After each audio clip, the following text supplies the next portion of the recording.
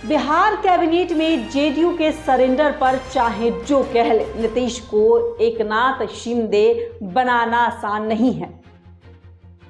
बिहार में विधानसभा चुनाव से करीब 8 महीने पहले मंत्रिमंडल का विस्तार कोई अचरज वाली बात नहीं है। सभी पार्टियों और उनकी सरकारें ऐसा करती रही है, पर बिहार के मुख्यमंत्री नीतीश कुमार ने जिस तरह से केवल बीजेपी के ही 7 विधायकों को मंत्री बनाया है, वो जरूर अचरज वाली बात लग रही है। हालांकि दोनों पार्टियों के गठबंधन की सरकार बनने के पहले जो फॉर्मूला तैयार हुआ था वो यही था कि प्रति 3 से 4 विधायक एक मंत्री दोनों दलों से बनेगा। चूंकि बिहार में जेडीयू के 45 विधायक हैं और बीजेपी के अभी 80 विधायक हैं, तो इस फॉर्मूले के तहत ही जेडीयू के 13 मंत्री पहले से हैं, लेकिन बीजेपी के कोटे से 15 मंत्री ही थे, इसलिए बीजेपी 6 मंत्री और बना सकती थी।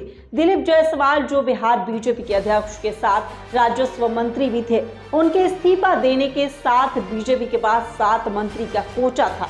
कायदे से देखा जाए तो इनमें से कोई रार वाली बात नहीं है, पर सवाल ये उठता है कि क्या वास्तव में बीजेपी और जेडीयू के बीच इस तरह का समझौता हुआ था?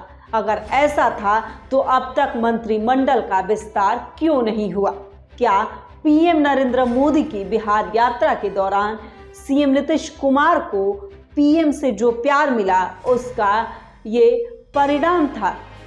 मतलब साफ है कि नीतीश कुमार के लिए कोई मजबूरी नहीं थी कि उन्हें 7 नए मंत्री केवल बीजेपी के ही बनाने थे, क्योंकि जैसे अब तक नीतीश कुमार बीजेपी के विधायकों को मंत्री नहीं बना रहे थे, वैसे चाहते तो अभी भी नहीं बनाते, या बनाते तो कुछ जेडीयू के लोगों को भी कैबिनेट मंत्री बना देते, पर उन्होंने ऐसा नहीं किया। शायद यही कारण कहा जा रहा है नीतीश कुमार ने बीजेपी के आगे सरेंडर कर दिया है। नीतीश के कैबिनेट में केवल बीजेपी विधायकों को मंत्री बनाए जाने के बाद दोनों तरफ से सफाई आ रही है। दोनों तरफ के लोग यही कह रहे हैं कि जिस समय पूरा मंत्री परिषद बना था उस समय कुछ स्थान खाली रह गए थे और जिसमें भाजपा कोटा नहीं भरा था, उसी आधार पर हालिया विस्तार हुआ है। कहा जा रहा है कि इसमें कुछ नया नहीं है, पर बीजेपी की अपनी सहयोगी दलों पर हावी होने की रणनीति कोई छुपी हुई बात नहीं है। सबको पता है कि बीजेपी ऐसा महाराष्ट्र में कर चुकी है, बिहार में भी मौके की तलाश में है। आंकड़े बताते हैं कि 20 साल पहले जिसे जेडीयू ने बीजेपी से 2 गुना ज़्यादा मंत्री सरकार में होते थे, वो गणित अब भी पूरी तरह से पलट चुका है।